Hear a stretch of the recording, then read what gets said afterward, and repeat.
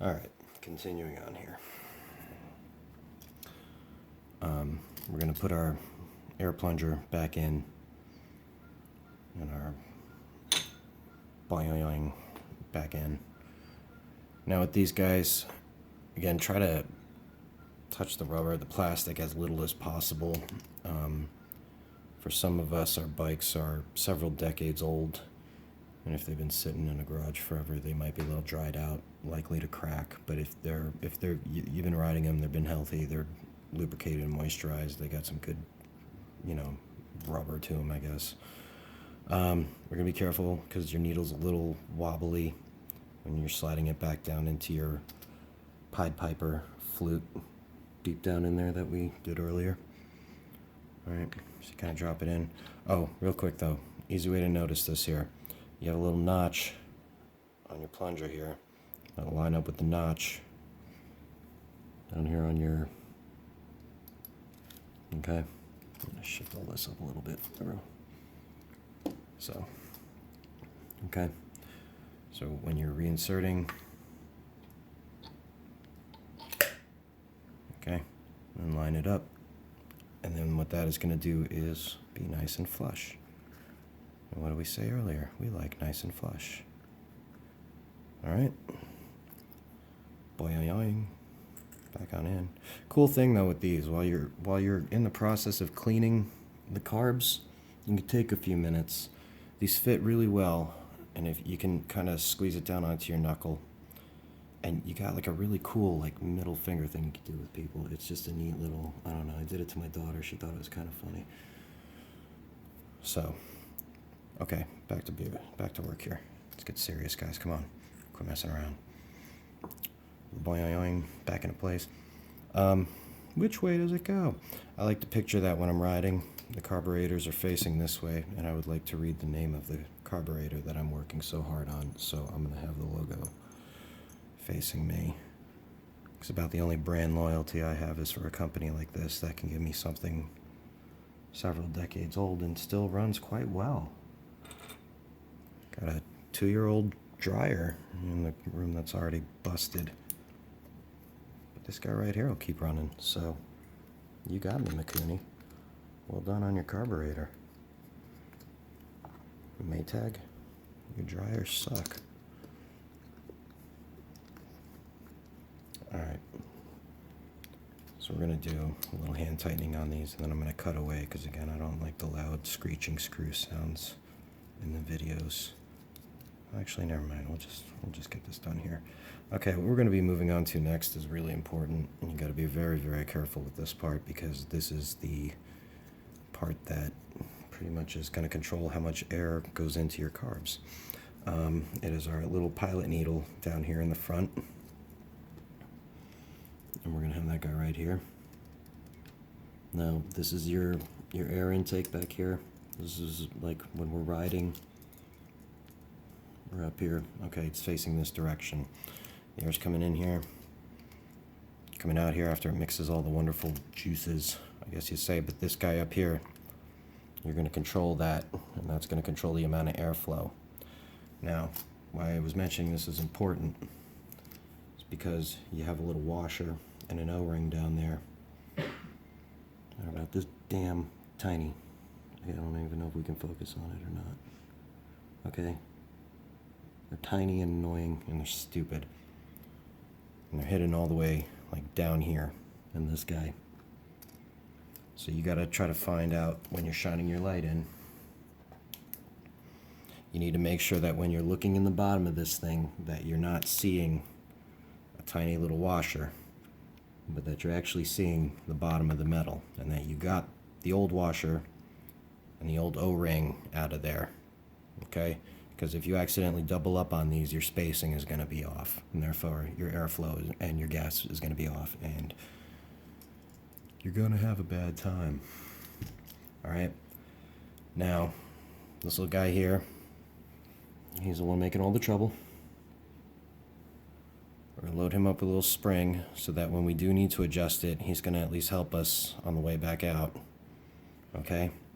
And because you don't want to run your spring with this jagged edge right on the rubber grommet, that's what our washer's for. Okay? and you slide that little guy on there. And you should have a nice little beautiful, I don't know, piece. I like to hang on all of these pieces in a little Ziploc bag for 2 reasons. One is if anything ever happens, I have one of these channels where the threading is stripped. So I can get her in there, but if I try to get it out, I'm going to have to essentially use a diamond tip Dremel to carve it and yank it out because it doesn't slide as easily. So then I'll just replace it with another old one that has been cleaned and repolished and is perfectly beautiful. The other reason I save these is because when they're really handy for that airflow and that gas mix, and it's going to come in really handy with the death robot we're building in the garage because he needs a heart too. I usually slide it in from, we'll go upside down with it just so we don't risk the O-ring and the washer popping out. So you have them in there, pop it in there, grab your tiny little screw kit that you're supposed to have, and for now we're just going to go about halfway to hold it. Later on we'll do a video about balancing the float valves, and then we'll also do one about pretty much measuring that air intake so that you can get riding. Okay, moving on. We're down to capping in the end now. I'm going to do it just for an example, but later we're going to take them all off so we can measure all of these. You need all 4 of these to be at the same height. And just so we don't have to look it up again on YouTube or anywhere else, as I mentioned before, these videos are for me and my dumb future self, but if anyone else gets help from them, that's great. My particular model, you want a little ruler with millimeters on it. I gotta borrow my kids because I'm a dummy and I don't have a good metal one yet, but I will. You're not measuring from up here or on the curve, you're measuring from this point in here. Like right where the seam meets the corner here. From here down to your base level, okay? Hopefully we can see all that. I don't know if the lighting is great or not. From down here to up here, my particular model needs to be set for 22.4 millimeters, okay? And this particular one is slightly over, so that'll be a perfect one to focus on when we do that balancing later. All right, but in the meantime, for the sake of reassembly, you're gonna go to your handy dandy kit and you're gonna put a brand new gasket on your carburetor, because when we're rebuilding our carbs or we're cleaning our carbs, there's absolutely no reason in the world why we should have to reuse what looks to be a fraction of a penny piece of fabric. Just order them, get extra. It's like $1 for the whole set. Just buy them. Well, it's more than $1 for the set, but shut up, just buy them. Keep them in your tool bag, because even when you just need to do a basic cleaning on these carbs or your bowls, if you get dirt in or you have an air intake issue, suppose your air box gets disconnected, you start getting crap flown in here, it's all going to collect in your bowl. When you take that out, you're going to have gunk, everything on there. Just swap the gasket at the same time, okay? Trust me. All right, so with all that back into place, we're going to grab our float bowl, which is really cool because it makes the sound of Pac-Man from the 80s. I don't know, just like that. Thought it was kind of cool. Slide that bad boy back into place. Make sure you got your air pin lining up. You're not putting it backwards or sideways. It's another thing about the gasket. Make sure it's lining up properly. Okay.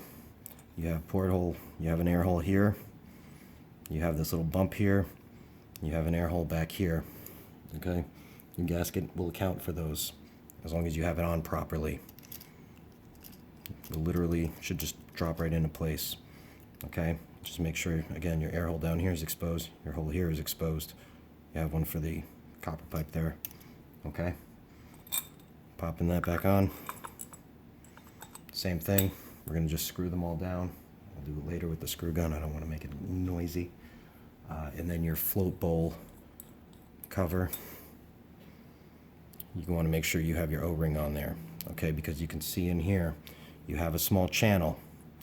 Now the idea is that if you ever get grit and grime and dirt or grease in your carb and you know it's in the float well, you can just loosen it slightly and it'll drain out. Just get a little drain pan. You don't have to take anything off of the bike. This can just hang upside down. You can just empty them, drain them out with a little funnel, and then run them lean in your driveway until you can get it refilled, or put it on prime and refill it later.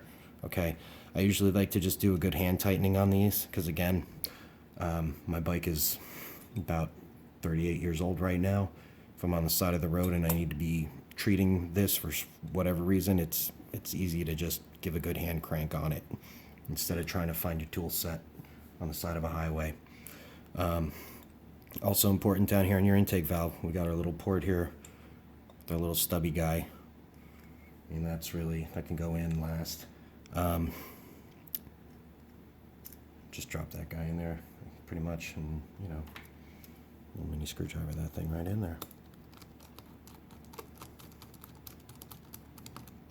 And again, when I took them out, they were kind of like just firm, maybe like a quarter turn tightened, and that's about it.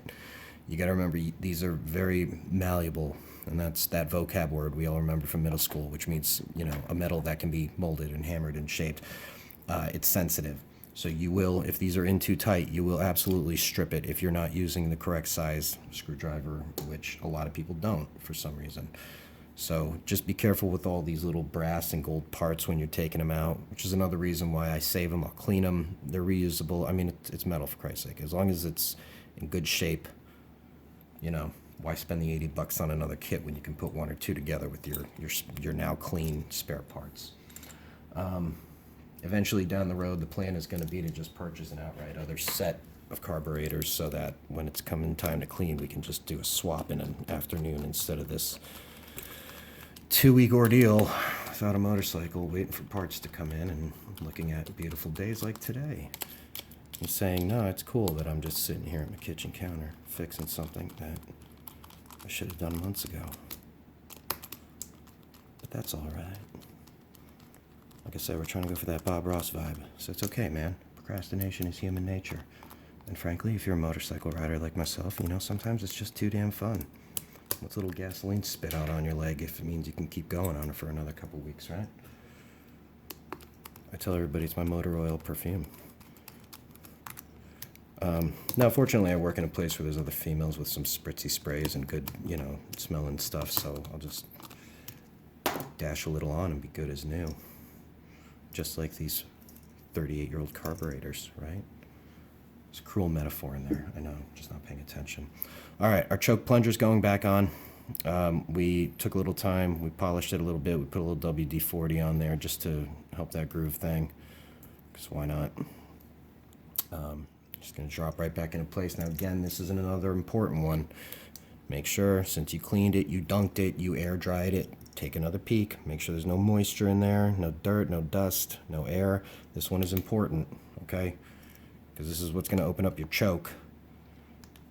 And if you have trouble aligning your carbs, your choke might be the only way you can get the bike going until you can figure out how to diagnose this further, okay? And, man, that's about it. Looks pretty good, I think. Better than it did, that's for damn sure. Eventually, we're going to have our channel tubes back into place. We're going to be linking them back up onto our choke rod, and then our brackets down here. We'll burn that damn bridge when we get to it. All right, we'll do another one if I forgot anything. I got one more in the bucket cleaning in the meantime. Cool. Hope that helped somebody.